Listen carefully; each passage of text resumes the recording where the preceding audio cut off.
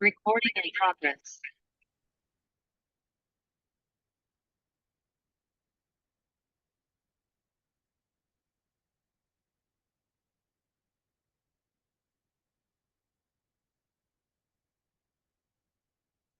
ప్రభు స్తోత్రములు.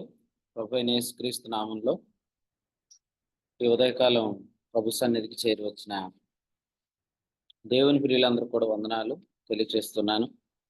అలాగే ఈ కూడికలో ఉన్న దేవుని సేవకులందరూ కూడా వందనాలు. కూడిక నడిపిస్తున్న ప్రియులు సత్యనారాయణ కూడా వందనాలు తెలియజేస్తున్నాను. రాజుల 2వ గ్రంథంలో ఈ ఉదయకాలం మనం 3వ అధ్యాయాన్ని చదువుకున్నాం. ఈ అధ్యాయంలో మోయాబు రాజు ఇశ్రాయేల్ రాజు మీద తిరుగుబాటు చేయటాన్ని చూస్తున్నాం. ఇశ్రాయేలు రాజు, యోధా రాజు, ఏదోము రాజు, ఈ ముగ్గురు కూడా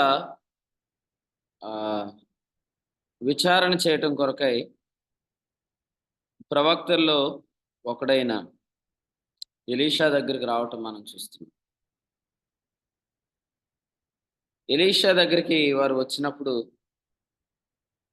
ఎలీషా 14వ వచనంలో ఎలా మాట్లాడుతుంటే చూడండి.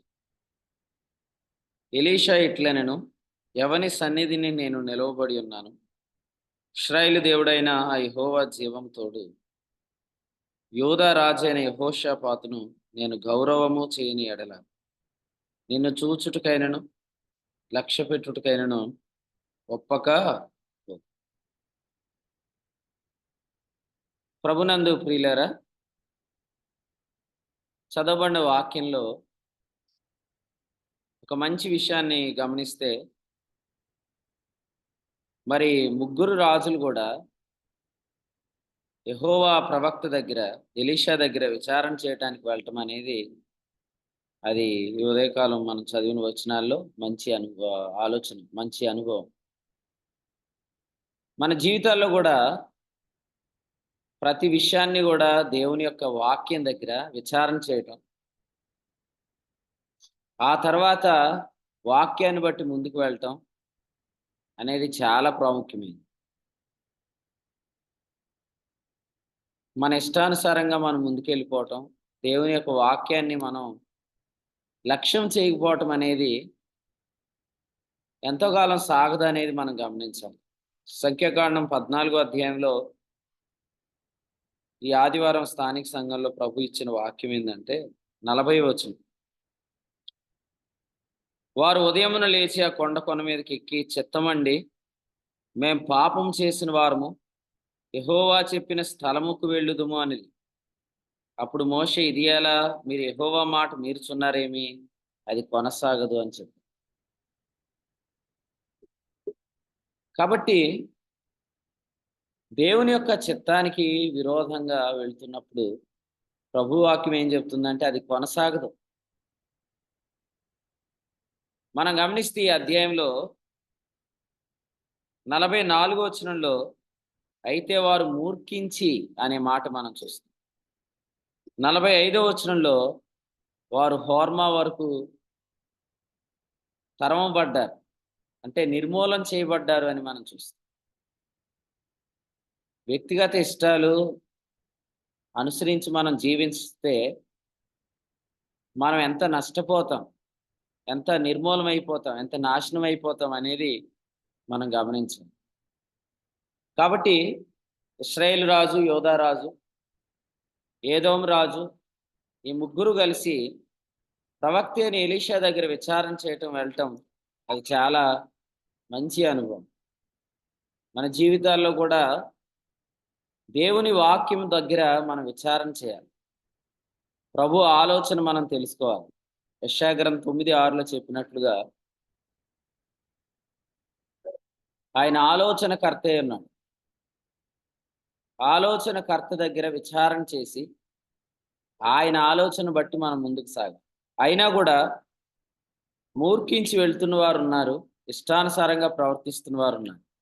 న్యాయాధిపతుల గ్రంథం 21:22లో ఇశ్రాయేలుకు రాజు లేని దినములలో ప్రతివాడు తన ఇష్టానుసారంగా 21:25 ప్రవర్తించుచూ వచ్చాను అనే మాట చూస్తాం. ఇష్టానుసారమైన ప్రవర్తన ఏంటంటే న్యాయాధిపతుల గ్రంథం 17వ అధ్యాయం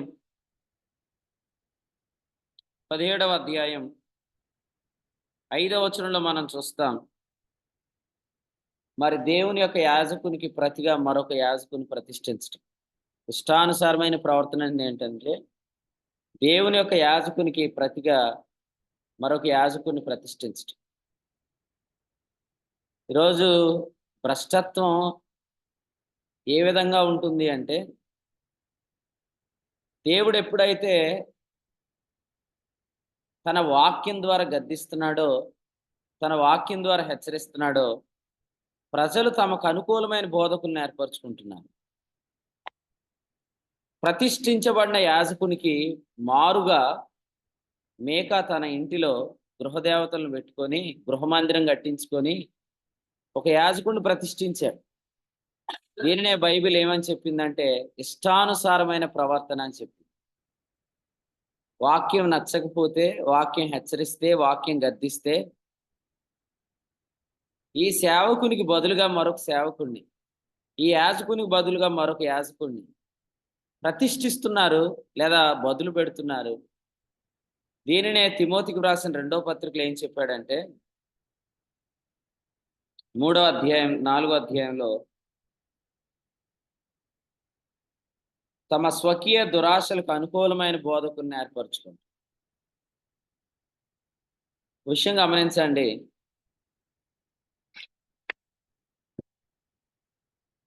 అనుకూలమైన బోధకులు స్వకీయమైన దురాశలకు అనుకూలమైన బోధకులు అంటే ఏంటంటే శరీరము యొక్క ఇచ్చను నెరవేర్చుకోవడానికి, శరీరం యొక్క ఆశను నెరవేర్చుకోవడానికి సపోర్ట్ చేసే మరి బోధకులను ఏర్పరచుకుంటున్నారు.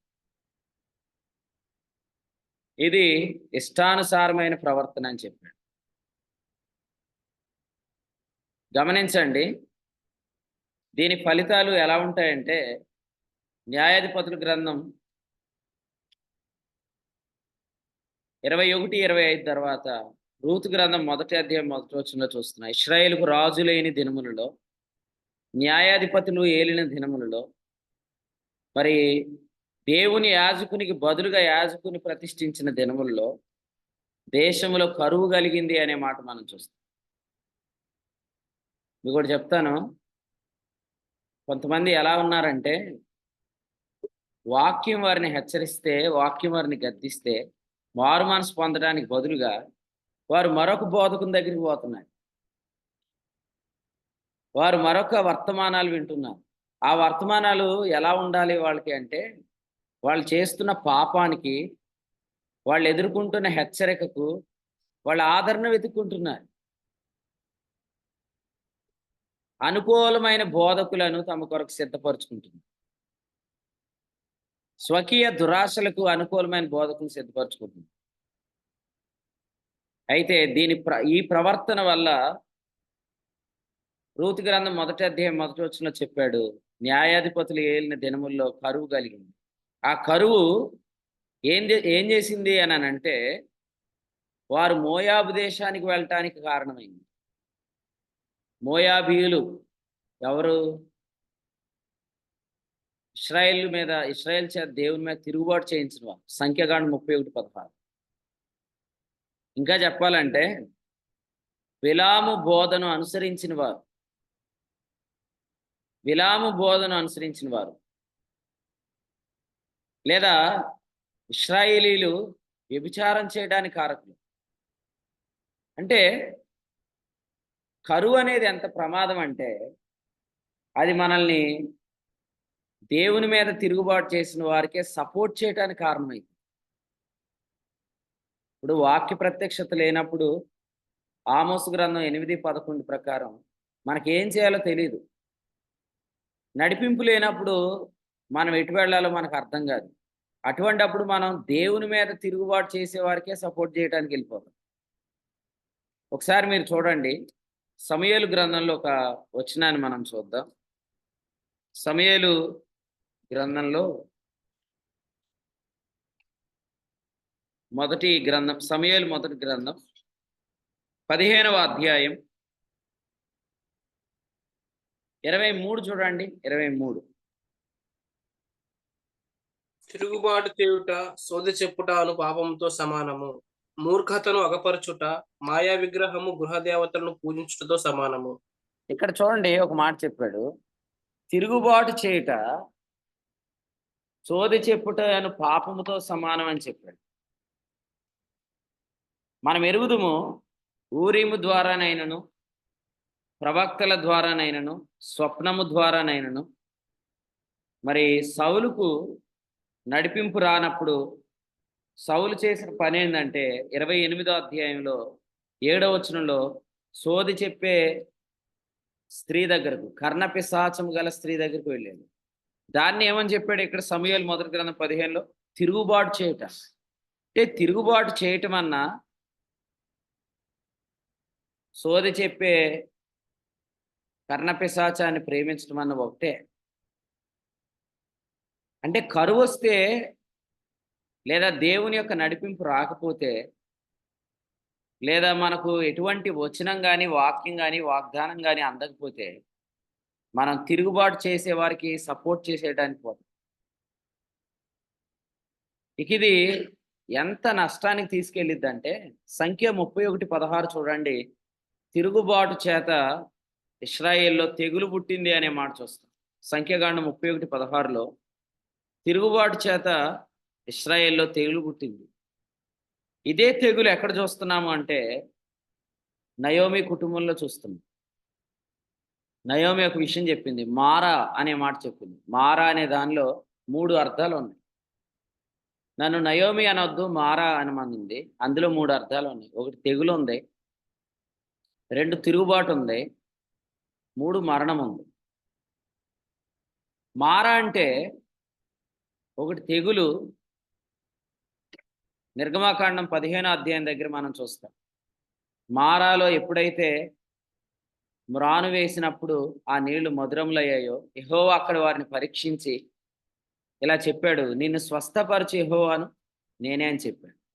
సో మారా అక్కడ తెగులును సూచిస్తుంది. మాత్రమే కాదు, మారా లేదా మరియా అనే పదాలు అర్థం ఏంటంటే తిరుగుబాటు, రెబెలియన్ అనే అర్థం మనం చూస్తాం.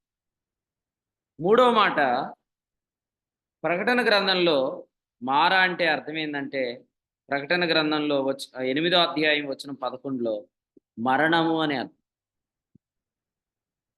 కాబట్టి ప్రజలు నశించిపోవడానికి, తెగుళ్ళు తెచ్చుకోవడానికి, తిరుగుబాటు చేయడానికి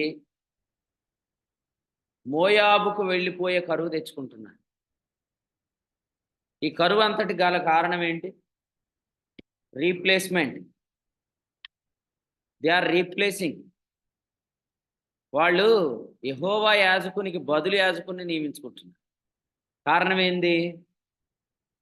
ఈ వాక్యం గద్దిస్తుంది, ఈ వాక్యం హెచ్చరిస్తుంది, ఈ వాక్యం ఖండిస్తుంది. ఈ వాక్యం యొక్క ఖండనకు అప్పగించుకోకుండా తప్పించుకోవడం కోసం అనుకూలమైన బోధకులను ఏర్పరచుకుంది. బాప్తిస్మిచ్చి యోహాను వచ్చి ఏం చెప్పాడు? నీవు నీ సహోదరుడైన ఫిలిప్పు భార్యను ఉంచుకొనుట మంచిది కాదని చెప్పాడు. వెంటనే ఏం చేశాడు రాజు? బాప్తిస్మిచ్చి యోహాను తల నరికేశాడు. అలాగే ఈరోజు ప్రజలు ఏం చేస్తున్నారంటే నువ్వు చేసే తప్పు అని వాక్యం ద్వారా వస్తుంటుంటే ఈ వాక్యానికి ఆదరణ వాక్యాలు ఎత్తుక్కుంటున్నారు.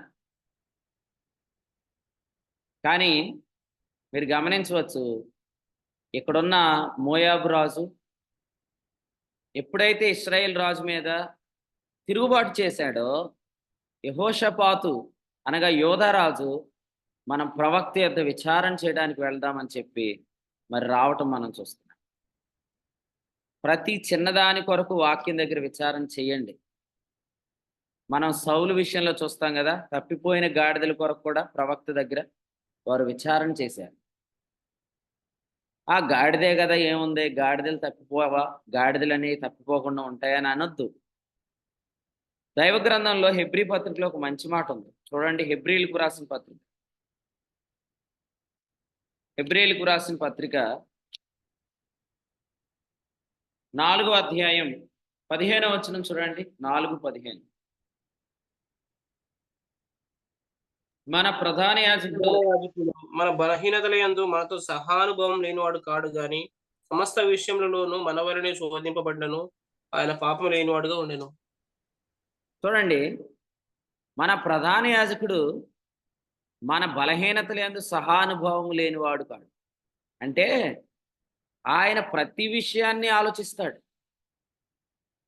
పేతురు పత్రికలో చెప్తూ అన్నాడు, ఆయన మిమ్మల్ని గూర్చి లక్ష్యము చేస్తున్నాడు అన్నాడు 5వ అధ్యాయంలో. పేతురు రాసిన మొదటి పత్రిక 5వ అధ్యాయంలో ఆయన మిమ్మల్ని గూర్చి లక్ష్యం చేస్తున్నాడు. 7వ వచనం. దేవునికి స్తోత్రం. ఆయన మనలను లక్ష్యం చేస్తున్నాడు. ఎందుకంటే మనం విలువ పెట్టి కొనబడినవారు. పేతురు 1:19 అన్నాడు, అమూల్యమైన రక్తం చేత మీరు విమోచించబడ్డారు. కాబట్టి ప్రభు మనల్ని లక్ష్యం చేస్తున్నాడు. ప్రభు మనల్ని లక్ష్యం చేస్తున్నాడు అని మనం నమ్మితే ప్రతి విషయం గురించి ప్రభు దగ్గర విచారణ చేయాలి. తప్పిపోయిన గాడిదలా దాని గురించి కూడా ప్రభు దగ్గరికి రావాలి. అలా ఎవరు వస్తారో వారిని లూకాసు వార్త 19:48 ఏం చెప్పాడంటే, వారు ప్రభువును హత్తుకుంటున్నవారు అని చెప్పాడు. చూడండి, దేవుని చిత్తం తెలుసుకోవటం అనేది లేవీకాండ గ్రంథం 8వ అధ్యాయం, లేవీకాండం 8వ అధ్యాయం 8వ వచనం చూడండి. 8:8. ఆ న్యాయ విధాన పథకంలో ఊరీము తుమ్మీమును వాటిని ఉంచి అనే మాట చూస్తాం. ఎక్కడున్నాయి ఊరీము తుమ్మీము? ఏఫోదులో ఉంటాయి. ఏఫోదు ఎక్కడ ఉంటుంది? ప్రధాన యాజకుని రొమ్మునుంటుందండి. నేను ఇలా చెప్తాను, దేవుని చిత్తం తెలుసుకునేవాడు ఆయన రొమ్మును ఆనుకుంటున్నవాడు. యెహోవా యొద్ద విచారణ చేస్తున్నవాడు ఆయన రొమ్మును ఆనుకుంటున్నవాడు.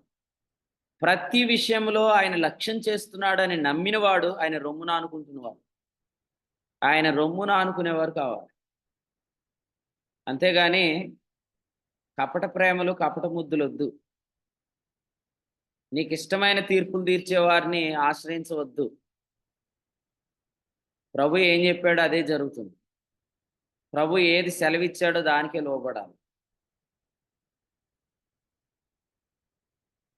దేవుని చిత్తం అనుకూలమైందే. మీరు గమనించాలి, దేవుని చిత్తం మనం చేయలేనిది కాదు, మనకు భారమైంది కాదు. ఎందుకంటే యోహాను రాసిన మొదటి పత్రిక 3వ అధ్యాయంలో ఏం చెప్పాడంటే, 5వ అధ్యాయంలో 3వ వచనంలో ఆయన ఆజ్ఞలు భారమైనవి కావు అని చెప్పాడు. వీడియోలు అందరూ ఆన్ చేసుకోండి, వీడియోలు ఆఫ్ చేయకండి, జాగ్రత్త వాక్యమేనండి.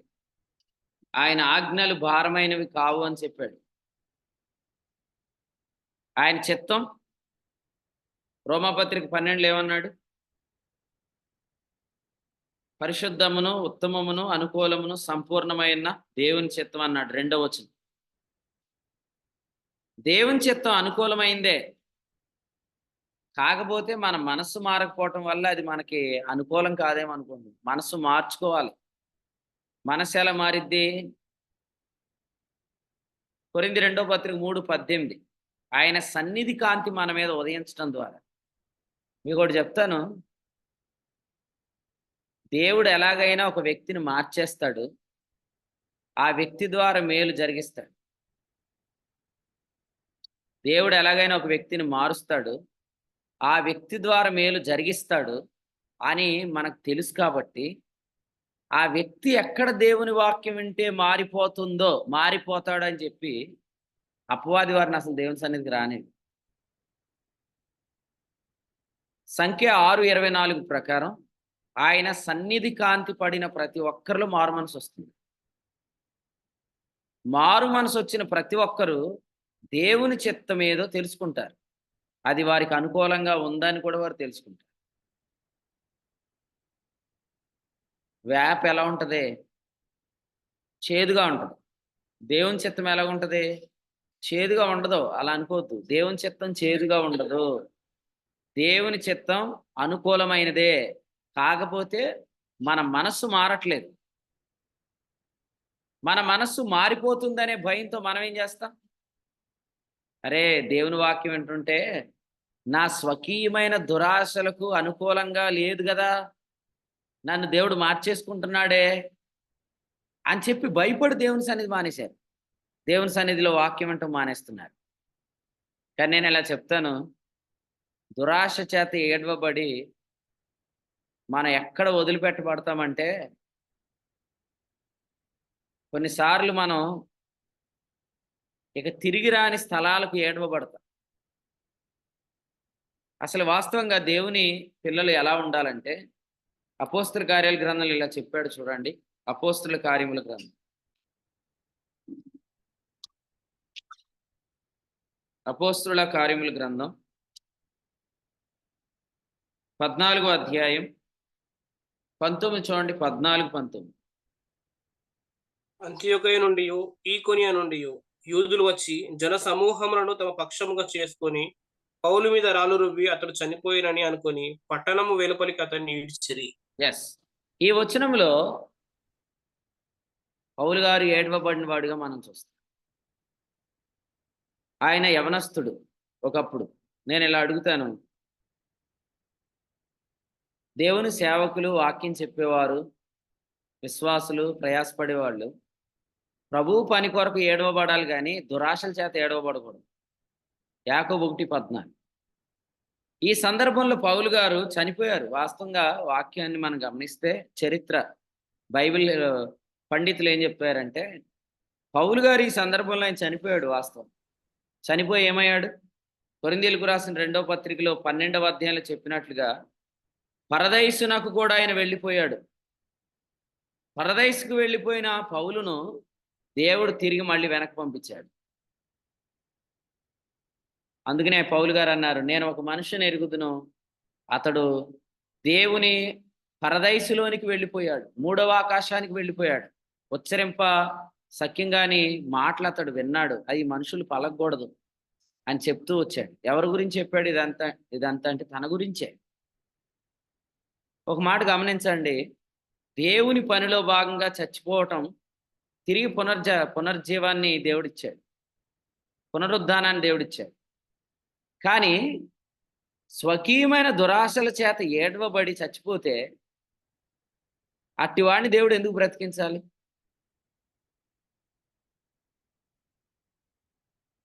దండగారిలో ఆదివారం వచ్చిన వర్తమానంలో ఏముందంటే,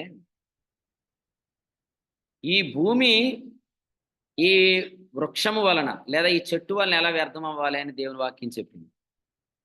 అలాగూ గుర్తుపెట్టుకోండి, నిష్ఫలమైన అంధకార క్రియల్లో పాలువారు అవుతున్నారు ఎవరైతే ఉన్నారో, మీరు చేస్తున్న క్రియలను బట్టి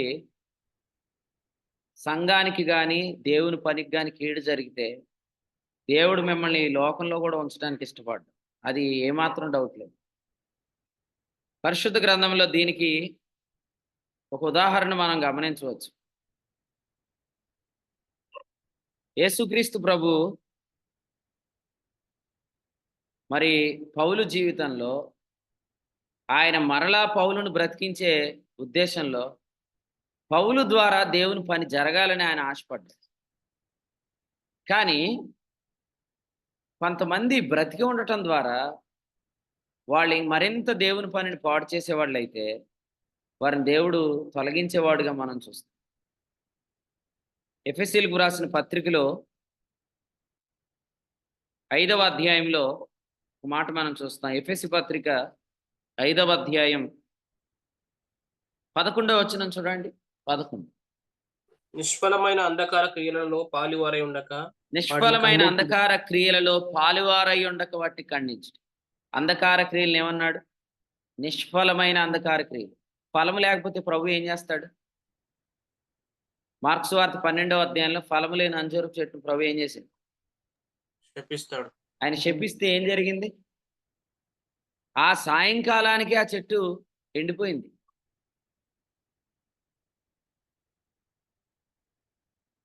ఫలించని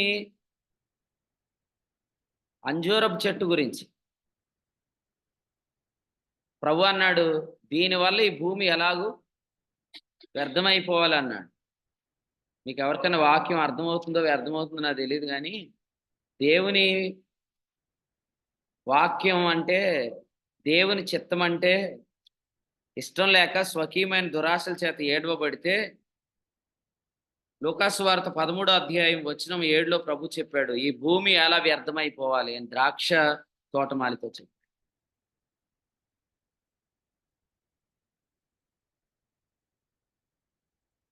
కాబట్టి దేవునికి విరోధంగా వెళ్ళొద్దని ప్రభుపేట తెలియజేస్తుంది. వాక్యంలో ఇలా చెప్పాడు. అపోస్తల కార్యాల గ్రంథంలో ఇటీవల మనం చదువుకున్నాం. సౌలా నువ్వెందుకు నన్ను హింసించుచున్నావు అని ప్రభువు మాట్లాడిన వర్తమానంలో మునికోలలకు ఎదురుతన్నుట సాధ్యం కాదని ప్రభు హెచ్చరించిన సంగతి అపోస్తల కార్యాల గ్రంథం 26వ అధ్యాయంలో మనం చూస్తాం అన్నమాట. మునికోలలకు ఎదురుతన్నుట నీ కష్టం. చూడండి, మార్క్స్ వార్తలో ఒక వచనం చదువుదాం. మార్క్స్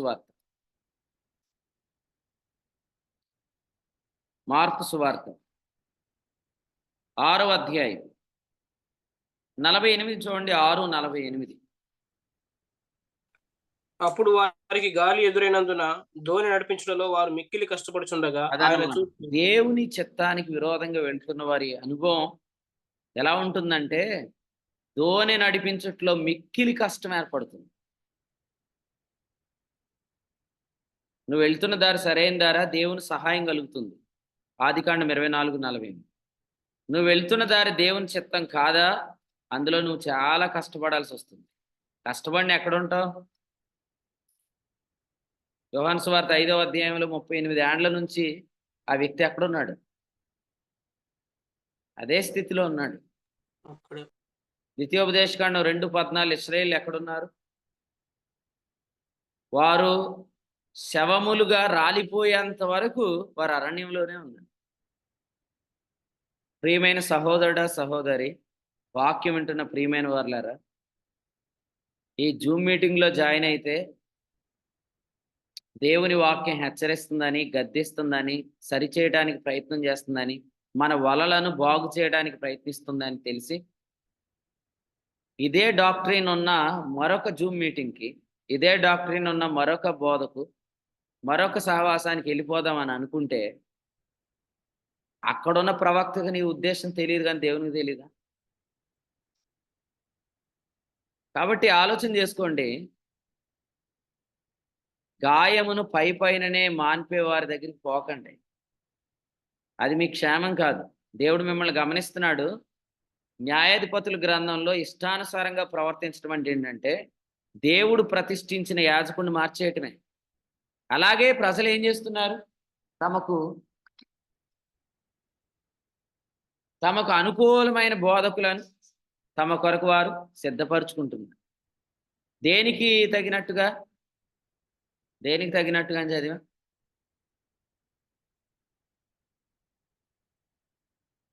మీరు వింటున్నారు అనుకుంటున్నాను నేను. ప్రశ్నలు లేకపోతే ఇబ్బంది ఇదే మళ్ళీ. అది స్వకీయ దురాశలకు అనుకూలమైన బోధకులు. యెహోవా యొద్ద విచారణ చేసేవాడు ఎవరంటే, ఆయన మనల్ని లక్ష్యం చేస్తున్నాడని నమ్మేవాడు.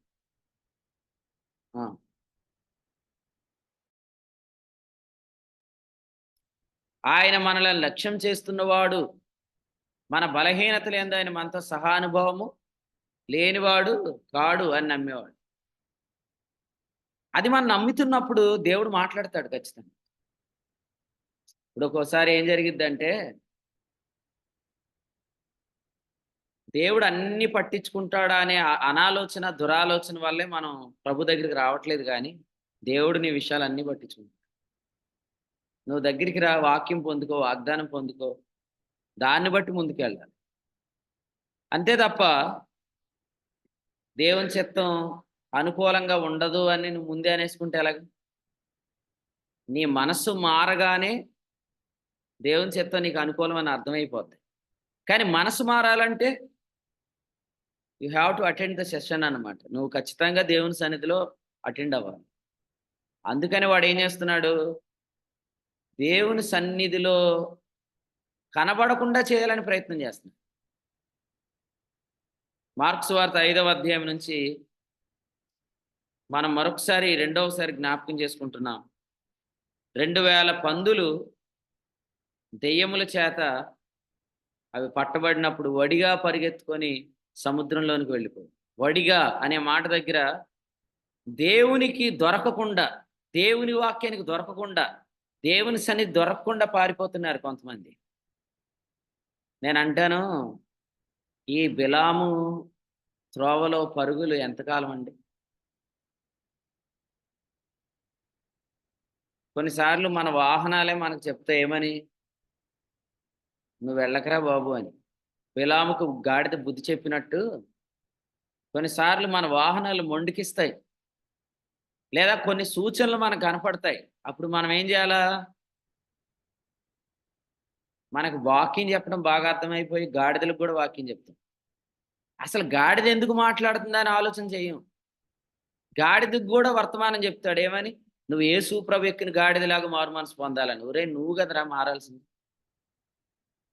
నువ్వు అసలు దేవుని చిత్తాన్ని వ్యతిరేకించుతూ వెళ్తున్నావు కదా. అందుకే నాకు దేవుడు స్వరం ఇచ్చాడు.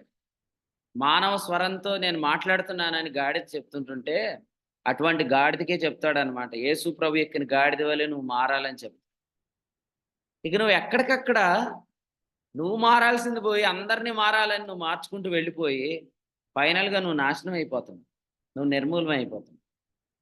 కాబట్టి ఇటు పరిస్థితి మీలో ఎవరికి రాకూడదు అని ప్రార్థన చేసుకోండి. ఎఫెసీ పత్రిక 6:13లో చెప్పినట్లుగా మన జీవితాల్లో ఆపద్ దినం అనేది రాకముందే దేవుడు మనల్ని హెచ్చరిస్తాడు. మంచి దినములు మనలో ఉండగానే ప్రభువు మనతో మాట్లాడతాడు. ఒకటి చెప్పమంటారా? దేవుని చిత్తానికి బైపాస్ రూట్ ఉండదు. దేవుని ఉద్దేశాలకు రీప్లేస్మెంట్ ఉండదు. అందుకని ఏం చెప్పాడు? పరలోకము నుండి బుద్ధి చెప్పుచున్నవాని విసర్జించు మనము ఏమన్నాడు? తప్పించుకొనకపోట మరి నిశ్చయం కదా. 12:25 హెబ్రీ పత్రిక. ఆకాశమునకు వెళ్ళినాను నీవు అక్కడున్నావు, పాతాళమునకు వెళ్ళినాను నీవు అక్కడున్నావు, నీ సన్నిధి నుండి నేను ఎక్కడికి పారిపోగలదును అన్నాడు కీర్తనకారుడు. ఎక్కడ పోతారండి? పోలీసులు పట్టుకుంటారని కొంతమంది అండర్ గ్రౌండ్లోకి పోతున్నారు. యోనా అండర్ గ్రౌండ్కి వెళ్ళాడుగా, అక్కడ ఉన్నాడు లేదు దేవుడు.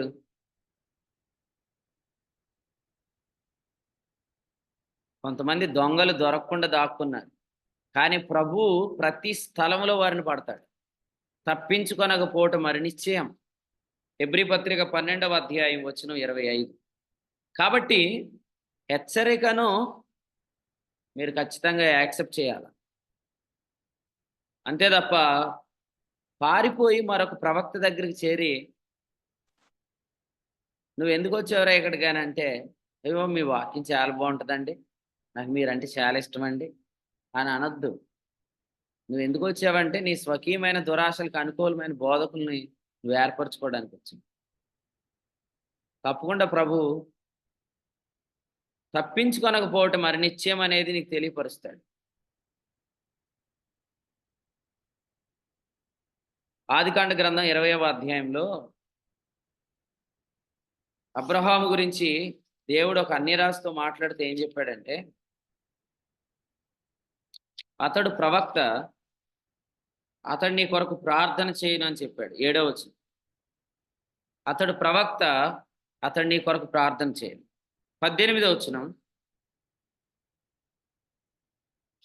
అబ్రహాము భార్య అయిన శారాను బట్టి దేవుడు అబీమెలెకు ఇంటిలో ప్రతి గర్భమును మూసించు.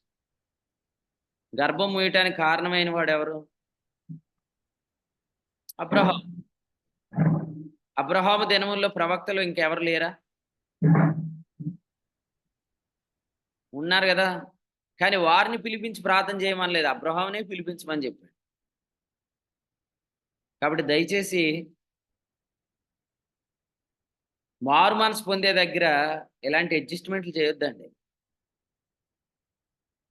నువ్వు కాకపోతే మరొక సేవకుడు, నువ్వు కాకపోతే మరొక వాక్యం అని మీరు ఎక్కడ తప్పించుకోలేరు. పరలోకము నుండి బుద్ధి చెప్పుచున్న వారిని విసర్జించు మనము తప్పించుకొనకపోవటం మరి నిశ్చయము కదా. దేవుని వాక్యం ఎలా ఉంటదంటే, నువ్వు తప్పించుకొని పారిపోతున్నప్పుడు ఆదికాండ గ్రంథం 16వ అధ్యాయం 8వ వచనం. శారయి దాసి అయిన హాగరు ఎక్కడి నుంచి వచ్చింది, ఎక్కడికి వెళ్ళుచున్నావని అడిగినందుకు అది నా యజమానురాలైన శారయి యొద్ద నుండి పారిపోచున్నానని. అప్పుడు యెహోవా దూత నీ యజమానురాలి యొద్దకు తిరిగి వెళ్ళి ఆమె చేతి క్రింద అణిగి ఉండుము. ఎక్కడొచ్చేసింది గర్వం? బిడ్డ పుట్టేగానే వచ్చేసింది ఆఖరికి గర్వం.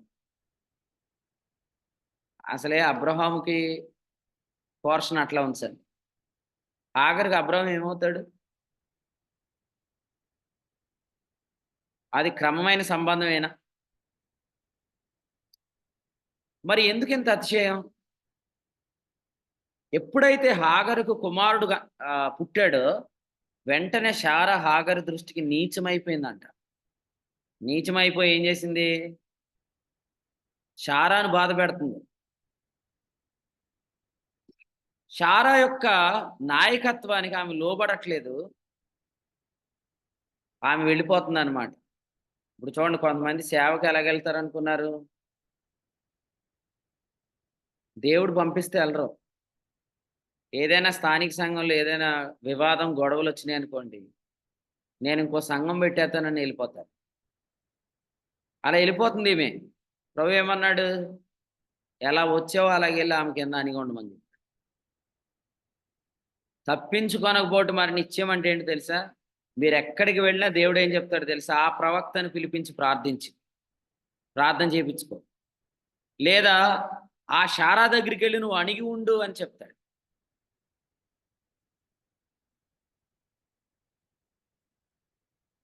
దేవుని వాక్యం మనం అటెండ్ అవుతున్న సంఘంలో నేరుగా మనతో మాట్లాడుతుందని చెప్పి ఇంకో సంఘానికి వెళ్ళిపోయే వాళ్ళందరికీ నేను ముందే చెప్తున్నాను, నువ్వు ఎక్కడికి వెళ్ళినా దేవుడు ఎక్కడికే రమ్మంటాడు. నువ్వు దేవుని మాట వినవా? నీకు వర్తమానం రాదా? బ్రతికున్న దినాలన్నీ నువ్వు ఎక్కడున్నావో అక్కడే ఉంటావు, అదే స్థితిలో ఉంటావు. నీ వల్ల భూమి వ్యర్థమవుతుంది అన్న రోజు ప్రభు నిన్ను పరదేశులమో ప్రియులారే అంతే, అక్కడి నుంచి వెళ్ళిపోతావు. అందుకనే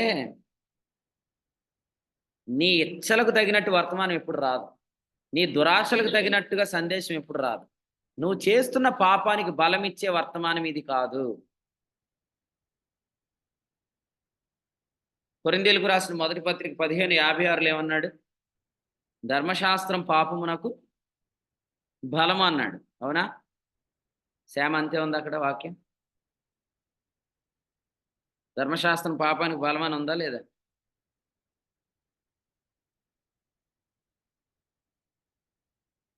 తీతు పత్రిక 2:13 ఏమన్నాడు?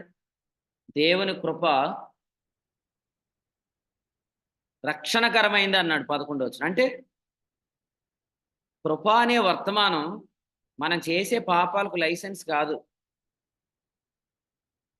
ధర్మశాస్త్ర సంబంధమైన బోధలు మనం చేసే పాపానికి లైసెన్స్. ఇది ధర్మశాస్త్ర ఉపదేశం కాదు. అందుకనే మీరు చేసే తప్పుల్ని ఏది సమర్థించదు. ఇది మన ఇచ్చలు, మన దురాశలు మనకు తెలుసు, మన ఆలోచనలు కూడా ప్రభువుకి తెలుసు. అందుకనే దేవుని వాక్యం ఖండిస్తుంది. ఎప్పుడైతే ఖండించిద్దో వెంటనే మన దగ్గర ఉన్న ఆప్షన్ ఏంటి? న్యాయాధిపతుల గ్రంథంలో యాజకుడిని మార్చేస్తాం. యాజకుడిని మారిస్తే మామూలుగా ఉంటుందేంటి? కరువు వచ్చిద్ది, మోయాబుకు పోతావు. మోయాబుకు పోతే తెగులు ఉంటుంది, మరణం ఉంటుంది. ఈ రెండు సంభవిస్తాయి. తెగుళ్ళు వస్తాయి, మరణం వస్తుంది. నయోమిలో మార్పు వచ్చింది అనుకోకండి. బెత్లెహేంకి ఇక ఏం చేస్తుంది చెప్పండి? పిల్లలు చచ్చిపోయారు, భర్త చచ్చిపోయాడు. ఇక ఆమె ఎలా వచ్చిందంటే బాధ అన్నమాట. ఇక నాకు ఇంక ఏమీ లేదు, నేను వెళ్ళిపోతున్నానని వచ్చింది. నేనేమంటానంటే అలా మళ్ళీ వచ్చిన వాళ్ళు, నాకు దిక్కు లేదు ఇక ప్రభువే దిక్కు అని వచ్చిన వాళ్ళు ఖచ్చితంగా మీరు మళ్ళీ రీస్టోర్ చేయబడతారు. మళ్ళీ దేవుడు మీ జీవితాల్లో పూర్వపు వైభవాన్ని ఖచ్చితంగా ఇస్తాడు. ఇవ్వలేదా? నయోమికి బోయాజు కుమారుడైన ఓబేదుకు దాదిగా ఉండే అవకాశం ఇయ్యలేదు దేవుడు? ఇచ్చాడు కదా. వాస్తవంగా బోయాజు కుమారుడికి నానమ్మ ఎవరు? రాహాబు. కానీ రాహాబు దగ్గర పెరగలేదు బిడ్డ, నయోమి దగ్గరే పెరిగాడు. కానీ విచిత్రం ఏంటి తెలుసా? కొంతమంది ప్రజలు ఎలా ఉంటారంటే, దిక్కులేని వారిగా, ఇక అన్ని కోల్పోయిన వారిగా ప్రభు దగ్గరికి వచ్చి మళ్ళీ ఇంతకుముందు చేసిన పాపమే చేస్తారు. ఏ పాపం? ఖండిస్తున్న వాక్యానికి అప్పగించుకోలేక మళ్ళీ వేరొక యాజకుడిని ప్రతిష్ఠించుకుంటారు, మరొక అనుకూలమైన బోధకుడిని ఏర్పరచుకుంటారు. నేను అంటాను, అప్పుడు రూతు 2వ గ్రంథం ప్రారంభించబడు. రూతు 1 గ్రంథం, మీ జీవితాల్లో రూతు 2వ గ్రంథం ఉంటుంది. రూతు 2వ గ్రంథంలో నయం ఎక్కడ ఉంటుంది? ఆమె కూడా ఎలీమేలకుతో పాటు పరదేశంలో ప్రియులారే. ఆ పరిస్థితులు తెచ్చుకోకండి, దేవునికి లోబడండి. మన ఎటువంటి పరిస్థితిలో దేవుని సన్నిధికి వచ్చామో మర్చిపోవద్దు. దిక్కులేని వారంగా మన జీవితాల్లో 7:24 రోమాపత్రిక, అయ్యో నేను ఎంత దౌర్భాగ్యుడననే పరిస్థితిలో మన దేవుని దగ్గరికి వచ్చాం. ఇలా వచ్చి కూడా మరొకసారి బలం తెచ్చుకొని ఆ బలంతో దేవుని మీద తిరుగుబాటు చేయకూడదు. యోహాను 21:18, ప్రసంగి గ్రంథం 12:1 అన్నాడు, దుర్దినములు రాకముందే అన్నాడు. దుర్దినాలు వస్తాయి, అప్పుడు ఏం చేస్తావు? నువ్వు ముసలివాడు అవుతావు, అప్పుడు ఏం చేస్తావు? కాబట్టి బలం ఉంది కదా అని తిరుగుబాటు చేయొద్దని ప్రభుపేట మీకు తెలియపరుస్తుంది. ప్రవక్త దగ్గరికి రండి, విచారణ చేయించండి. మీకు ఒక విషయం చెప్తాను. మనం ఇంతకుముందు రాజుల గ్రంథంలో చదివినట్లుగా యెహోషాపాతు ఒక మాట చెప్పాడు. ఎవరితో? వీళ్ళ డాడీతో. ఇప్పుడు మనం చదువుకున్న అహాబు కుమారుడైన యెహోరాము ఉన్నాడు కదా, యెహోరాముకు ముందు అహాబుతో ఏం చెప్పాడు? ప్రవక్తలు ఎవరైనా ఉన్నారా అంటే అక్కడ మనం చూస్తాము 7వ వచనంలో, విచారణ చేయుటకై యెహోవా ప్రవక్తల గురించి ఆలోచిస్తున్నప్పుడు దాదాపు 400 మంది ఉన్నారు. కానీ ఆ 400 మంది ప్రవక్తలు యెహోషాపాతు ఇష్టపడలే. ఎందుకంటే వాళ్ళు దేవుని వాక్యం చెప్పట్లే, వాళ్ళు దురాశలకు అనుకూలమైన వచనాలు చెప్తున్నారు. వెంటనే అన్నాడు, వీరైనా ఇంకెవరైనా ఉన్నారా అన్నాడు. వెంటనే మికాయా అనే వ్యక్తిని పిలిపించడం జరిగింది. కానీ ఇశ్రాయేల్ రాజు ఏమంటాడు? వద్దొద్దు, ఆయన మనకు అనుకూలంగా వాక్యం చెప్పట్లేదు అంటాడు. అయినా వద్దు, ఆయనే పిలిపించండి. పౌలు గారు ఇలా అన్నారు, మీకు ఉపదేశకులు 10,000 మంది ఉన్నను తండ్రులు అనేకులు లేరు. 4వ అధ్యాయం కొరింథీయులకు రాసిన మొదటి పత్రిక 4:10. నేను అడుగుతాను, మీరు ఎంతో మంది ప్రసంగాలు వినుంటారుగా, మరి ఇప్పుడు వింటున్న వాక్యానికి అప్పుడున్న ప్రసంగాలకి ఏమైనా తేడా కనపడుతుందా? కనపడితే ఇదే దేవుని సత్యమైన కృప అని ఇక్కడ ఉండండి, మీరు ఆశీర్వదించబడతారు. అంతేగాని వాక్యం వచ్చినంత కాలం మనకు బాగుంది సపోర్ట్, కానీ ఇతరుల మీద సెటైర్లు వేసేసి స్టేజ్ మీద నిలబడినప్పుడల్లా వాక్యం చెప్తున్నాం అనే పేరిట ఇతరులు కౌంటర్లు వేసేసి ఈరోజు మనకే వర్తమానం డైరెక్ట్ కొడుతున్నప్పుడు, అమ్మో ఇది నిర్మలమైన, యథార్థమైన, శ్రేష్టమైన సహవాసం కాదని వెళ్ళిపోతే ఎట్లా? ఇది నిర్మలమైందే, ఇది యథార్థమైందే, ఇది శ్రేష్టమైందే, నిలుచుండు. ఒక చిన్న మాట తట్టుకోలేం కదా. మరి నేను అడుగుతాను, సహోదరులకి నోరు కొంతమందికి బాగా దురద ఉంటుంది అన్నమాట, కొంతమందికి చెవులు బాగా దురద ఉంటాయి. ఎక్కువ మాట్లాడేసి వాళ్ళు లాస్ట్లో ఏమంటారు? నేను చెప్పినట్టు ఎవరికి చెప్పొద్దండి. కానీ ఇది ఎవరి చెవిలోకి వెళ్ళాలో వాళ్ళ చెవిలోకి వెళ్ళిపోద్ది కదా. వాళ్ళు సంగతి ఎత్తి అడిగగానే వీళ్ళు వెంటనే వాళ్ళ దగ్గర ఉన్న రిజర్వేషన్ కార్డు యూజ్ చేసేస్తారు. మనం అడగటం స్టార్ట్, ఏడుపు మా ఏడుపు ప్రారంభించేస్తే ఇంకేం చెప్తామండి, వాళ్ళు ఏడ్చేస్తూ ఉంటారు. నేను వినరే. అలా కాదమ్మా, నువ్వు ఎందుకు ఇలాగ అన్నావు అని అడిగాం, ఏడ్చేస్తారు. ఏడ్చేసి ఏమంటారు? అయినా నేను మోయాబుకి వెళ్ళిపోతేనే బాగుండేది, నేను ఇక్కడికి ఎందుకు వచ్చానో, మోయాబులోనే బాగుండేది, నేను ఇక్కడికి ఎందుకు వచ్చానో అంటారు. మోయాబులో బాగుందా? ఐగుప్తులో మాకు సమాధులు లేవని ఇక్కడ తీసుకొచ్చావా అన్నారు. ఐగుప్తు బాగుందా? అప్పుడేమన్నారు? నిర్గమ 2:24లో మూలిగారు, మొర్రపెట్టారు, బయటకు వచ్చారు. ఇప్పుడేమంటున్నారు? అక్కడ మాకు సమాధులు ఉన్నాయి, అక్కడ మాకు ఉల్లిపాయలు ఉన్నాయి, అక్కడ మాకు కీరదోసలు ఉన్నాయి అన్నారు. ప్రజలు ఇలాగే ఉంటారు. ప్రజలు ఎలాగే ఉంటారని తెలిసిన వాళ్ళు కూడా ఎలా ఉండాలి? మీరు కూడా వాక్యం పక్షంగా అలాగే ఉండాలి తప్ప ప్రజలకు బెండ్ అవ్వద్దు. నేను ఒకటి చెప్తాను, రాజేష్ లేకపోతే దేవుని పని ఎలా జరిగిద్దని రాజేష్ కొరకు అనుకూలమైన వాక్యాలు చెప్పండి. బర్నబాస్ లేకపోతే దేవుని పని ఎలా జరిగిద్ది అని బర్నబాస్‌ని ఉంచుకోవడానికి వాక్యం చెప్పండి. దేవుడు ఏం చెప్పాడో అది చెప్పండి. ఎంత పెద్ద వ్యక్తి పరిచర్యలోంచి వెళ్ళిపోయినా ఈ పరిచర్యకి ఏమీ కాదు. ఎంత గొప్ప వ్యక్తులు ఈ పరిచర్యలోంచి వెళ్ళిపోయిన ఈ పరిచర్యకి ఏమీ కాదు. ఎందుకు కాదంటే ఇది ఒక వ్యక్తి మీద నిర్మించబడుతున్న పరిచర్య కాదు. మత్తయి సువార్త 16:18, కొరింథీయులకు రాసిన మొదటి పత్రిక 3:11లో చెప్పాడు. వేయబడిన తప్ప మరి ఒక పునాది ఎవడును వేయనేరడు. ఈ పునాది యేసుక్రీస్తు. నమ్ముతున్నారా? ఎంతమంది నమ్ముతున్నారు? ఏ మనిషి దీనికి ఆధారం కాదని ఎంతమంది నమ్ముతున్నారు? మీరు నమ్మినప్పుడు మీరు కూడా ఎప్పుడైనా వాక్యము దేవుడు మాట్లాడుతున్నప్పుడు వాక్యం పక్షంగానే నిలబడండి. ప్రవక్త పక్షంగానే నిలబడండి. దేవుని ఆలోచన పక్షంగానే నిలబడండి. ఎందుకంటే దేవుని చిత్తం జరిగించేవాడే నిరంతరం నిలుస్తాడు. యోహాను మొదటి పత్రిక 2:17లో చెప్పు. మనుషులు ఎల్లప్పుడూ మనతో ఉండరు.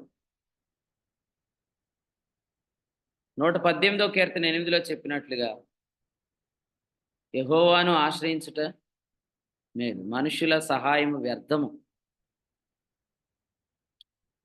కాబట్టి చాలా మంచి ఆలోచన. ప్రవక్త దగ్గర విచారించటం అనేది చాలా మంచిది. మీ వివాహాల గురించి కానీ మీ కుటుంబంలో విషయాల గురించి కానీ ప్రవక్త దగ్గర విచారణ చేయండి. వాక్యం దగ్గరికి రండి, నీళ్ళ దగ్గరికి రండి.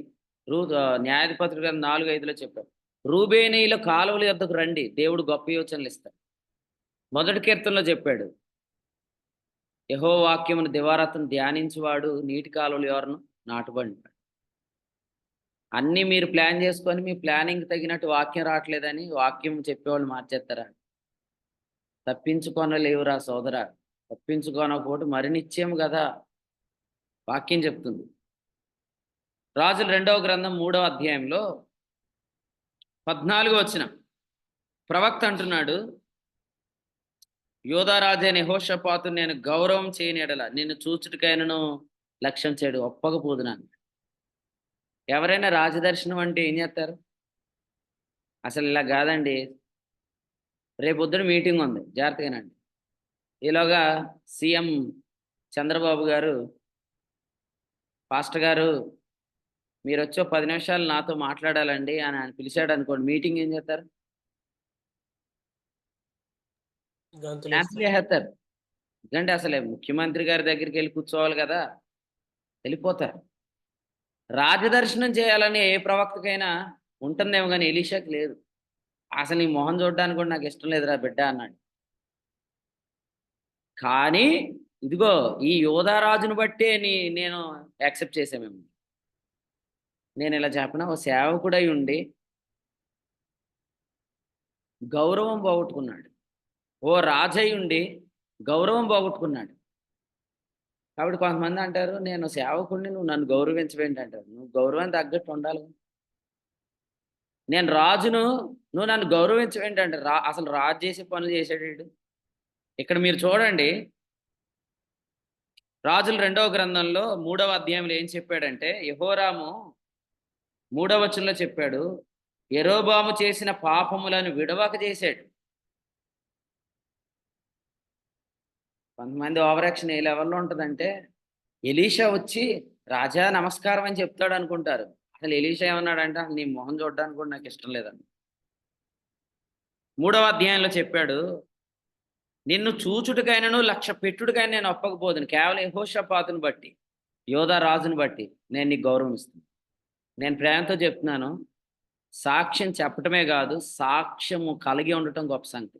అదే రాత్రి నల్లజర్ల వర్తమానం. అందుకే వినమని చెప్పారు. మళ్ళీ వినండి. మీరు ఎవరైనా రాత్రి వాక్యం వినకపోతే, వలలు వేయటం గొప్ప సంగతి కాదు, వలలు బాగు చేయటం కూడా గొప్ప సంగతి. మీరందరూ వలలు కడుక్కోవడం కూడా చేయాలి. సాక్ష్యం పోగొట్టుకొని సాక్ష్యం చెప్తే ఏమైద్ది? దగ్గు వచ్చేవాడు దగ్గుమంది అమ్మినట్టు ఉంటుంది. కాబట్టి ముఖ్యమైనది సాక్ష్యం చెప్పడం కాదు, సాక్ష్యం ముఖ్యమైనది. కొంతమంది ఏమనుకుంటున్నారు తెలుసా, ఇప్పుడు పోతే పోయింది సాక్ష్యం, రేపు పొద్దుట గట్టిగా ఎగిరెగిరి ప్రసంగాలు చేస్తే తిరిగి రాదా సాక్ష్యం అనుకుంటున్నారు. రాదు.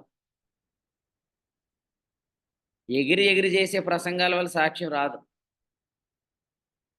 సాక్ష్యం మనం పోగొట్టుకోవద్దు. ప్రసంగి 7:1 ఏమన్నాడు జాన్ బాబు? సుగంధ తైలం కంటే మంచి పేరు మేలు. నీ సుగంధ తైలం బ్రాండ్ చెప్పు. దానికంటే నీ నీ బ్రాండ్ గొప్పదే.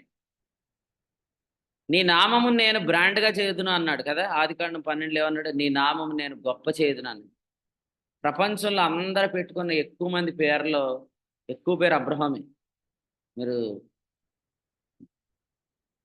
ఒకసారి చదవండి, హిస్టరీ చూడండి. ప్రపంచంలో ఎక్కువ మంది పెట్టుకున్న పేరు అబ్రహాం అనే పేరు. ఎందుకంటే దేవుడు ఆ పేరును బ్రాండ్గా చేశాడు. మనమేమో ఎక్కువ సెంట్ బ్రాండ్లు అని చెప్పుకుంటా కూర్చుంటాం కదా.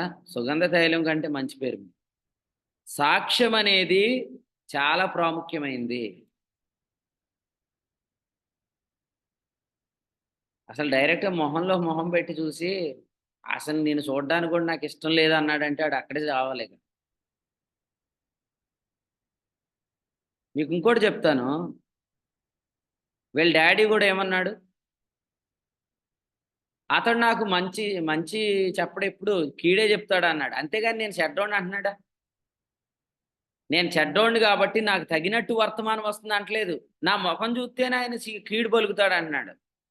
అంటే ఇప్పుడు మనలో ఉన్న లోపం ఎదుటి వ్యక్తిలో లోపాన్ని చూపిస్తుంది. పచ్చకామరులుడికి లోకమంతా పచ్చదే అని నేను చెప్పట్లేదు. అపవిత్రులకు అన్నీ అపవిత్రములే అని చెప్తుంది. తీతుపత్రి 1:15. అపవిత్రులకు అన్నీ అపవిత్రములే.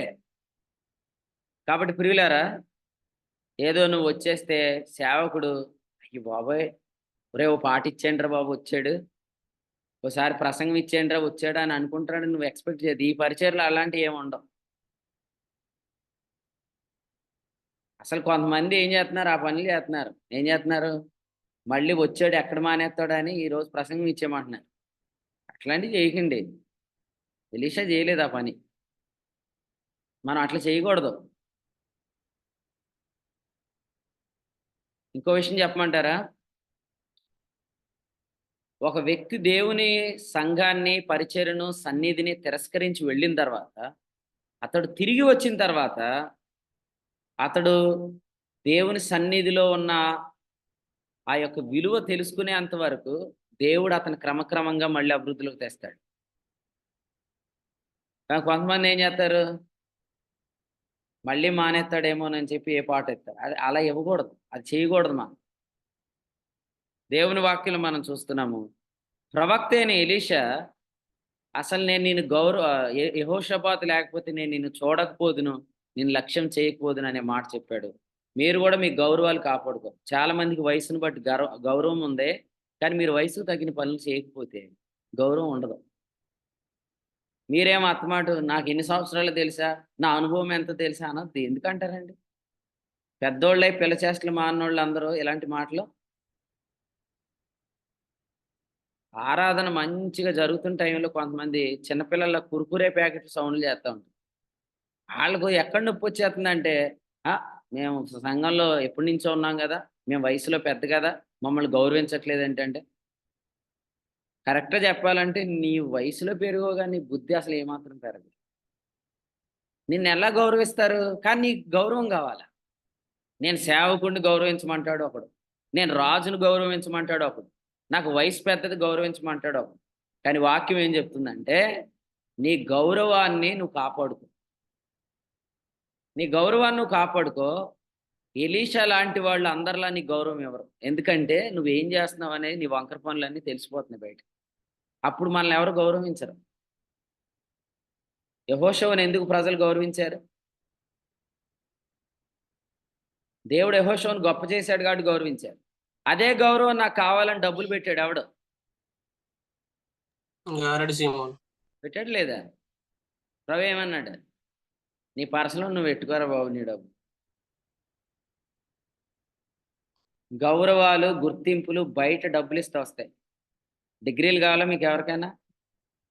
ఒక ఆయన అడిగాడు అనమాట, రోజు బైబిల్ కాలేజ్ క్లాసులు అంట కదండి, అయిపోయిన తర్వాత సర్టిఫికెట్ ఇస్తారని. అసలు ఈ మధ్యకాలంలో సర్టిఫికెట్లకి డిగ్రీలకి బోల్డని డబ్బులు పెట్టేస్తున్నారు చాలా మంది. ఆ మధ్యకాలంలో జగన్ గారి గవర్నమెంట్ ఎప్పుడైతే వచ్చిందో 5,000 ఇస్తారని తెలిసి బీటీహెచ్లు కొనేశారు చాలా మంది. ఇంత దౌర్భాగ్యం. సేవకులు కానోళ్ళు కూడా బీటీహెచ్లు తెచ్చేసుకొని, బీటీహెచ్ సర్టిఫికెట్లు తెచ్చేసుకొని, థియాలజీ సర్టిఫికెట్లు దగ్గర పెట్టుకొని అప్లై చేసేసారు. మా వాలంటీర్ వచ్చి అడిగాడు, మీది అంత పెద్ద చర్చ్ కదా, మీ దగ్గర థియాలజీ సర్టిఫికెట్ లేదా అని. అలాంటివి ఏమి లేవు అని చెప్పాను. మరి కొనుక్కోవచ్చు కదా అన్నాడు. అంటే వాళ్ళకు కూడా తెలిసింది, వాలంటీర్లు కూడా తెలిసింది ఏమని, వీళ్ళు అవసరమైతే థియాలజీ సర్టిఫికెట్లు కూడా కొనేస్తారని. నేనేమంటున్నానంటే, గౌరవ డాక్టరేట్లు, బిరుదులు, గుర్తింపులు డబ్బులిస్తే బయటొస్తాయి, దేవుని దగ్గర రావు. నీ గౌరవాన్ని నువ్వు పెంచుకోవాలి. దేవుడు నీ ద్వారా యోర్దాను ఆరిపోజేశాడా, నీ గౌరవం. దేవుడు నీ ద్వారా సూర్యుడిని చంద్రుడిని నిలిపి ఉంచాడా, నీ గౌరవం. నీ ద్వారా దేవుడు ఎరుకో నీళ్లు బాగు చేశాడా, నీ గౌరవం. దేవుడు నీ గౌరవాన్ని ఎంతమంది నిన్ను బోడివాడా అన్నా, నీ ద్వారా జరిగిన క్రియలను బట్టి నీకు గౌరవం ఉంటుంది. కానీ నువ్వు చేస్తున్న పనులు ఎలా ఉన్నాయి? వయసు పెరిగింది కానీ నీ మాటలు కానీ నీ ప్రవర్తన కానీ బుద్ధి పెరిగినట్లు లేదు కాబట్టి నీకు నిందలే నీ గౌరవానికి బదులుగా నీకు ఇంకా నీ జీవితంలో అవమానాలే వస్తున్నాయి. కాబట్టి ప్రార్థన చేయండి, డబ్బులు ఇస్తే గౌరవం రాదు అని మీరందరూ గుర్తించుదురుగాక. డబ్బులతో గౌరవం మనం సంపాదించుకోలేం. యెహోషువను దేవుడు గొప్ప చేశాడు, దేవుడు మిమ్మల్ని కూడా గొప్ప చేస్తాడు. ఈ రోజు మనల్ని అవమానిస్తున్న వాళ్ళే రేపొద్దున మనల్ని ప్రభువా అని పిలిచే పరిస్థితికి దేవుడు హెచ్చిస్తాడు. యోసేపుని అలాగే హెచ్చించాడు, దానియేలును దేవుడు అలాగే హెచ్చించాడు. వారు అన్య దేశంలో ఉన్నారు, అయినా కూడా దేవుడు వారిని ప్రధానమంత్రులుగా చేశాడు, వారి గుర్తింపు తెచ్చాడు. కాబట్టి వయసును బట్టి, అనుభవాన్ని బట్టి, టాలెంట్ని బట్టి, లేకపోతే మనం పెట్టుకునే బిరుదులను బట్టి గౌరవాలు రావు. ఇంకో మాట చెప్తాను వినండి. యెహోషాపాతును యెహోరాము ఎదురుగుండా ప్రవక్త గౌరవించాడు. అది ఎలా ఉంటది? నీ ఎదురుగుండానే దేవుడు ఇంకొకరిని గౌరవించేటట్లుగా హెచ్చించాడంటే నువ్వు భయపడాలి. సౌలు భయపడ్డాడు కదా దావీదుకు. ఎందుకు భయపడ్డాడు? దావీదు తాను పంపిన చోటుకెల్లా సుబుద్ధి కలిగి నీకంటే వయసులో చిన్నోడు బుద్ధి కలిగి పనిచేస్తున్నప్పుడు నువ్వు పెద్దోడు అయినా కూడా ఆ చిన్నోడిని చూసి భయపడాలి. సౌలు అలాగే భయపడ్డాడు, కానీ పట్టిన దురాత్మ వదలలేదు కాబట్టి అలా పోయాడు. కానీ భయపడ్డాడు. ఎందుకంటే అరే దేవుడు ఇతనికి తోడుగా ఉన్నాడు, ఇతడు చేస్తుందంత వర్ధిల్లుతుంది అని చెప్పి భయపడ్డాడు. అలాగే మనం కూడా కొంతమందికి దేవుడిస్తున్న గుర్తింపును, గౌరవాన్ని బట్టి మనం దేవుని భయపడాలి. అంతేగాని దాన్ని మనం ఎలా ఆక్రమించేద్దాం, దానికి మనం డబ్బులు పెడితే అక్కడికి వెళ్ళిపోవచ్చా లేదా అని అట్లాంటి ప్లాన్లు మనం ఎవరూ చేయకూడదు. ఈ అధ్యాయంలో మనం అదే చూస్తున్నాం. తర్వాత మూడో విషయం ఏంటంటే, ఈ అధ్యాయంలో దేవుడు ఎలీషా ద్వారా ఒక మంచి సూచక్రియ చేశాడు. అదే మనం 15వ వచనంలో చూస్తున్నాం. నా యొద్దకు వీణ వాయించగల ఒకరిని తీసుకొని రమ్ము, వాద్యుడు కూడా వచ్చి వాయించుండగా యెహోవా హస్తం అతని మీదకి వచ్చెను గనుక అతడు ఈ మాట ప్రకటన చేశాను. యెహోవా సెలవిచ్చింది ఏమనగా, ఈ లోయలో చాలా గోతులను త్రవ్వించుడి. ఆ మాట పట్టుకోండి. ఈ లోయలో చాలా గోతులను త్రవ్వించుడి. గాలియే గాని వర్షమే గాని రాకపోయినను మీరును ఈ మందలను మీ పశువును త్రాగుటకు ఈ లోయ నీళ్లతో నిండును. ఇది యెహోవా దృష్టికి అల్పమే, ఆయన మోయాబీయులను మీ చేతికి అప్పగించు. మోయాబీయులను అప్పగించడానికి చేసిన ప్రణాళిక కాదు ఇది. మోయాబీయులను అప్పగిస్తాడు అంటానికి ప్రభు చేసిన సూచక్రియ ఇది. మహత్కార్యాలు వేరు, సూచక్రియలు వేరు. గుర్తుపెట్టుకోండి, మహత్కార్యాలు వేరు, సూచక్రియలు వేరు. సూచక్రియ జరిగిందంటే మహత్కార్యం జరగబోతుందని అర్థం. వాక్యం వచ్చిందంటే సూచక్రియ జరగబోతుందని అర్థం. వాక్యము, దాని వెంబడి సూచక్రియ, దాని వెంబడి మహత్కార్యం. అర్థమైందా మీకు? కొంతమంది సూచక్రియలు ఎలా ఉంటాయి? మహత్కార్యాలుగా ఉంటాయి కదా. కానీ నేనేమంటానంటే సూచక్రియల కంటే మహత్కార్యాలు ఇంకే అద్భుతంగా ఉంటాయి. మీరు ఈ లోయలో చాలా గోతులు తవ్వించండి, అది సూచక్రియ. మోయాబీలు మీ చేతికి అప్పగించబడతారు, అది మహత్కార్యం. బైబిల్‌లో ఈ క్రమాన్ని మీరు చూడండి. హెబ్రీ పత్రిక 2వ అధ్యాయం. నేను ఇలా అంటాను, కిటికీలోంచి పడిపోవడం మహత్కార్యం అన్నమాట. నిద్ర రావటం సూచక్రియ. అది మీకు అర్థమైంది కదా, ఎగ్జాంపుల్ బాగా అర్థమైంది. హెబ్రీ పత్రిక 2వ అధ్యాయం చూడండి, 4వ వచనం. దేవుడు తన చిత్తానుసారముగా సూచక క్రియల చేతను మహత్కార్యముల చేతను అన్నాడు. సూచక్రియ, రెండవది మహత్కార్యం. సూచక్రియ కంటే ముందేముంటది? వాక్యం. ఇది చూడండి, ఇక్కడే రాశాడు, సూచక క్రియలు మహత్కార్యాలు ఎలా ప్రారంభించబడ్డాయి? అట్టి రక్షణ ప్రభు బోధించుట చేత ఆరంభం.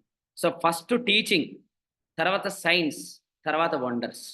మహత్కార్యాలకు ముందు సూచనలకు ముందు దేవుని వాక్యం. ఎలీషా పలికాడు, సూచన జరిగింది, ఆ తర్వాత మహత్కార్యం కూడా జరిగింది. దైవ కుమారుల ఉత్సవాల్లో వర్షాలు ఆగటం, వర్షం రావటం సూచక్రియ అంతే. కానీ దీని తర్వాత పండగ ఉంది. నేను చెప్పాగా, పండగ చూద్దరు మీరు అందరూ. మహత్కార్యాలకు ముందు సూచక్రియలు ఉంటాయి, కానీ మహత్కార్యం చాలా అద్భుతంగా ఉంటుంది. మీరందరూ మహత్కార్యాల్లో పాలువారు ఇందురుగాక. సూచక్రియ జరిగినప్పుడే సూచనను బట్టి మహత్కార్యానికి మీరు క్వాలిఫై అవ్వాలి. యెహోషువ ద్వారా ఒక మంచి సూచన జరిగింది. సూర్యుడా నిలవమన్నాడు, చంద్రుడా నిలవమన్నాడు. ఈ సూచన జరిగిందంటే నెక్స్ట్ ఏం చేయబోతున్నాడు? ఆ 7 జాతుల వారిని యెహోషువకు దేవుడు అప్పగించబోతున్నాడు. అలాగే ఈ లోయలో చాలా గోతులు దవ్వించండి, నీళ్లతో నింపుతానన్నాడు. ఆ సూచన జరిగింది, మోయాబీలు దేవుడు అప్పగించాడు. అలాగే దేవుడు మనకి సమస్తాన్ని అప్పగించబోతున్నాడు. అందుకనే ముందుగా దేవుడు మనకు సూచన అప్పగించాడు. నేనైతే నమ్ముతున్నాను, నిత్యముగా దేవుడు నార్త్ ఇండియాని మనకి ఇవ్వబోతున్నాడు. కాబట్టే దేవుడు ముందు మనకు సూచన చూపించాడు. దేవుడు సమస్తాన్ని మనకు స్వాధీనం చేయబోతున్నాడు అనేది మనం నమ్మాలి, ఎదురు చూడాలి. దేవుడు మోయాబీలను అప్పగించిన అనుభవాన్ని బట్టి ప్రభుకు స్తోత్రం చెల్లిద్దాం. ఈ అధ్యాయంలో రాజుల 2వ గ్రంథం 3వ అధ్యాయంలో మనం చూస్తున్నాము, మరి మోయాబీలు అప్పగించబడ్డారు. మీరు కూడా ప్రభుని స్తుతించండి. నేను ఈ వర్తమానాన్ని ముగిస్తున్నాను. మీ జీవితాల్లో ప్రభు సూచక్రియలు ఎన్నో చేస్తున్నాడు కదా. సూచక్రియల్లో రోగాలు బాగవటం కూడా సూచక్రియ, అవునా కదా? మార్క్స్ వార్త 16వ అధ్యాయంలో మీరు రోగుల మీద చేతులు ఉంచితే వాళ్ళు ఏమవుతారు అన్నాడు? వారు స్వస్థతను పొందుతారు అన్నాడు కదా. రోగాలు బాగవటం కూడా సూచక్రియ. ఈ సూచక్రియను బట్టి మహత్కార్యానికి సిద్ధపడాలి. మహత్కార్యం ఏంటి? దేవుని పనిని పాడు చేయడం ద్వారా వచ్చిన వ్యాధి బాగవడం. కాబట్టి మన జీవితాల్లో అనుకోని విధంగా వచ్చే రోగాలు వేరు, దేవుని పనిని పాడు చేస్తే వచ్చిన రోగం వేరు. మనం ఏం చేయాలంటే సూచక్రియల ద్వారా కలుగుతున్న స్వస్థతను చూసి దేవుని పనిని పాడు చేస్తే వచ్చే రోగానికి భయపడాలి. కాబట్టి యోహాను సువార్త 6లో యేసుప్రభు బాగు చేసిన రోగాలు ఏవి? సూచక్రియలు.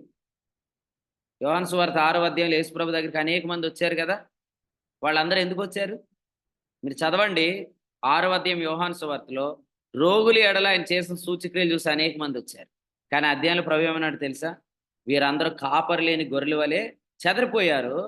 పనికిమాలిన కాపరికి శ్రమ, అతని కుడి కన్ను, అతని కుడి చేయి బొత్తిగా ఎండిపోతుంది, దృష్టి తొలుగుతుంది అని చెప్పి.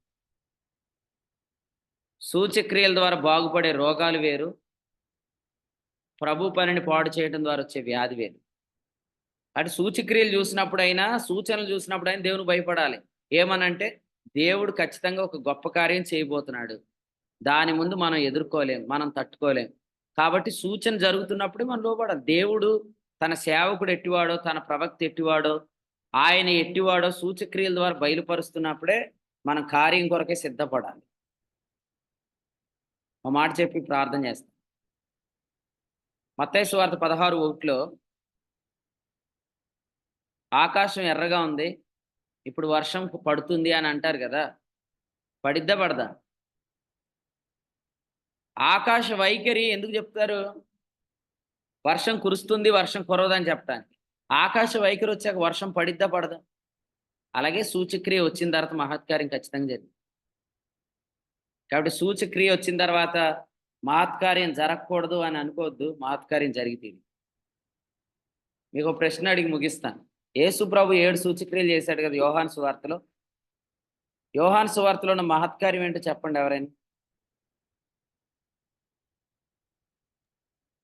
వివాహంలో చేసిందండి.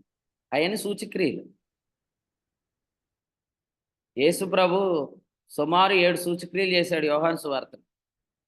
అదే యోహాను సువార్తలో జరిగిన ఒక మహత్కార్యం చెప్పండి ఎవరైనా. ఆయన 3వ దినాన తిరిగి రైట్ ఆన్సర్, యేసుక్రీస్తు పునరుద్ధానం. అన్ని సూచక్రియలే, కానీ మహత్కార్యం యేసుప్రభు పునరుద్ధానం. కొంతమంది ఏమనుకున్నారంటే ఇన్ని సూచనలు చేసినోడు సమాధిలోనే ఉండిపోతాడు అనుకున్నారు. ఎంత అవివేకం అండి! ఇన్ని సూచనలు చేసినోడు సమాధిలో ఎందుకు ఉంటాడు? అలాగే సూచక్రియలు జరిగినాయి అంటే మహత్కార్యం జరిగి తీరుద్ది. కానీ బుద్ధి లేని పనికిమాలినోడు ఒకడు ఉన్నాడు చూసారా, ఆడు ఏం చేస్తాడు తెలుసా? అయినా కోర్టులోకి వేసేస్తాడు. ఏమని? సూచక్రియలు అయితే జరిగినాయి కానీ మహత్కార్యం ఆగిపోవాలని. నీ మొహం ఆగిద్ది. సూచక్రియలు జరిగాక మహత్కార్యం జరగదేటి. కాబట్టి రోమా అధిపతులు కేసు ఫైల్ చేశారు యూదులు వెళ్ళి. ఏమని? ఇదిగో యేసుప్రభు శిష్యులు శవాన్ని ఎత్తుకెళ్ళిపోయి యేసుప్రభు లేచాడని చెప్తారని. వాళ్ళు ఏం చేశారు? వీళ్ళు ఆయన చచ్చినాక కూడా వీళ్ళేంటారా బాబు మనలో వదులుతలేదని చెప్పి వెళ్ళి గవర్నమెంట్ సీల్ వేసారనమాట దాని మీద. గవర్నమెంట్ సీలోని ఇంకేం నిలబడదు అది. ప్రభు బయటకు వచ్చేసాడు. కాబట్టి సూచక్రియలు జరిగాక కూడా ప్రజలకు బుద్ధి రాదు, అయినా దేవుడు మహత్కార్యం చేస్తాడు. కాబట్టి మీరు అందరూ త్వరలో వెయిట్ చేయండి. దేవుడు ఒక మహత్కార్యం చేయబోతున్నాడు. ఎందుకంటే ఆయన సూచక్రియలు చేశాడు. ప్రభు ఈ తలంపులు మనందరి వినికిడిలో దీవించును గాక. చాలా లోయలు నింపాడు. త్వరలో దేవుడు మోయాబీలను అప్పగించబోతున్నాడు అనేది మీరు నమ్మండి. ప్రభు అది చేయబోతుంది. ప్రభు సమస్త మహిమను పొందునుగా. ఆమేన్. ఆమేన్. రాజుల 2వ గ్రంథము 3వ అధ్యాయం ద్వారా దేవుడు మరొక శ్రేష్టమైన వర్తమానం ద్వారా తన దాసులు వాడుకొని పరిశుద్ధాత్మ సాయంతో అందించిన వర్తమానాన్ని బట్టి ప్రభుని స్తుతిస్తున్నాం. మోయాబీల్ రాజు మీదకి యుద్ధం వెళ్ళడానికి ఇశ్రాయేల్ రాజు, అలాగే యూదా రాజు, ఏదోం రాజు, ముగ్గురు రాజులు కూడా ప్రవక్త అయినటువంటి ఎలీషా గారి వద్ద విచారణ చేయడానికి వచ్చినప్పుడు వారు దేవుని యొక్క చిత్తాన్ని ఏ విధంగా అయితే విచారణ చేశారో, ఈ రోజు కూడా దేవుని చేత ఏర్పాటు చేయబడినటువంటి యాజకుని వద్ద మాత్రమే మనం విచారణ చేయాలి. ప్రతి విషయంలో కూడా ఆలోచనకర్త అయినటువంటి దేవుని వద్ద మనం విచారణ చేయాలి. విచారణ చేసి దేవుని చిత్తాన్ని ఆయన రొమ్మున అనుకుని మనం తెలుసుకున్నప్పుడు మాత్రమే, చిత్తానుకూలంగా మనం ముందుకు వెళ్ళినప్పుడు మాత్రమే ఆయన వాక్యం ఇచ్చి, ఆ వాక్యం ద్వారా సూచక్రియల ద్వారా మహత్కార్యాల ద్వారా వాటన్నిటిని కూడా ఆయన సఫలపరుస్తారని. ఎప్పుడైతే దేవుని చిత్తానికి విరుద్ధంగా మనం స్వకీయమైన దురాశలతో తీరబడి మన ఇష్టానుసారమైనటువంటి బోధకులను ఏర్పాటు చేసుకుని, ఎప్పుడైతే మనం స్వకీయ దురాశలను అనుసరించి మనం ప్రవర్తిస్తామో, అప్పుడు అనవసరమైనటువంటి అంధకార క్రియలు, నీచమైన క్రియలు, అంధకారమైనటువంటి క్రియల్లో ఉంటాం. అప్పుడు మన జీవితాల్లో కరువు వస్తుంది. అందులో నష్టము, నాశనము, తెగులు ఇవన్నీ కూడా ఉంటాయి. ఎప్పుడైతే దేవుని చిత్తాన్ని అనుసరించి మనం ముందుకు వెళ్తామో, దేవుడే మన నామాన్ని గొప్ప చేస్తాడు. ఆయన వాక్యం ఇచ్చి సూచక్రియల ద్వారా, మహత్కార్యాల ద్వారా మరి ఎన్నో అద్భుత కార్యాలు ఆయన జరిగిస్తారన్న విషయాన్ని ఈ యొక్క వర్తమానం ద్వారా దేవుడు మన అందరితో మరి మాట్లాడారు. కాబట్టి ప్రతి విషయంలో కూడా దేవుని చిత్తాన్ని వెతకడమే దేవుని యొక్క ఉద్దేశము. కానీ దేవుని చిత్తానికి వెళ్ళి ఇప్పుడు కూడా మనం ఆయన చిత్తానికి విరుద్ధంగా వెళ్ళినప్పుడు జరిగే ఆ పరిస్థితుల్లో మనం ఎవరు వెళ్ళకూడదని దేవుడు మన యొక్క వర్తమానం ద్వారా హెచ్చరించాడు. కాబట్టి విన్నటువంటి వర్తమానం మరొకసారి ఆడియో పంపించబడుతుంది. చాలా ఆడియోలు ఉన్నాయి, అవన్నీ కూడా పంపించబడతాయి. కాబట్టి ఈ విషయాన్ని గమనించి మరొకసారి ఈ వర్తమానం విని మేలు పొందాలని తెలియజేస్తున్నాను. అలాగే ఈరోజు సాయంత్రం జరిగే సువార్త కూడి కొరకు అలాగే దేవుని సేవకులు స్టీఫెన్ రాజు గారి యొక్క భార్య ఈరోజు ఆపరేషన్ ఉంది కాకినాడలో, ఉదయకాలం ముందు ఆపరేషన్ కూడా సక్రమంగా జరుగులాగా ప్రార్థన చేయండి. శ్రేష్టమైన తలంపులు అందించిన దేవుని సేవకులు కూడి పక్షం వందనాలు తెలియజేస్తున్నాయి. కొడుకులో ఉన్న ప్రియులందరికీ వందనాలు. ముగింపు ప్రార్థన దేవుని సేవకులు రామచంద్రపురం ఆ పరిసర ప్రాంతాల్లో పరిచయం చేస్తున్న దేవుని సేవకులు కిరణ్ గారు ముగింపు ప్రార్థన చేస్తారు. కొడుకును ముగింపు చేసుకుందాం.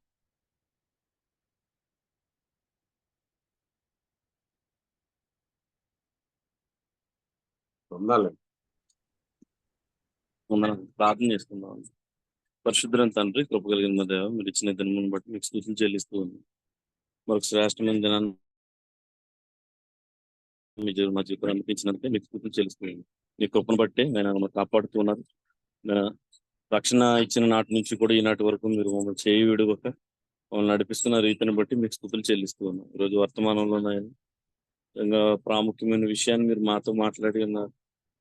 నేను విచారణ చేసేటప్పుడు యోగ్యమైన వారి దగ్గర విచారణ చేయాలి అని, వారి స్థితిగతులు వారి వెనకాలన్న పరిస్థితులు కాదు, అతడు ఎన్నిక చేయబడిన వాడైనా అతని యొద్దే విచారణ చేయడం మీకు క్షేమము అని ఆయన మీరు తెలియజేసిన రీతిని బట్టి మీకు స్తుతులు చెల్లిస్తూ ఉన్నాం. నేను మా జీవితాల్లో ఎన్నో విచారణలు చేయవలసిన రోజులు వస్తాయి. అప్పుడు నాయన పరిస్థితులు వెనకాల ఉన్న స్థితిగతులు వాటిని బట్టి విచారణ చేయక దేవుడు ఎవరి పక్షానైతే ఉన్నాడో వారి దగ్గర విచారణ చేయడం అనేది చాలా మంచిది అని మీరు నేర్పించిన రీతిని బట్టి కూడా మీకు స్తుతులు చెల్లిస్తూ ఉన్నాం.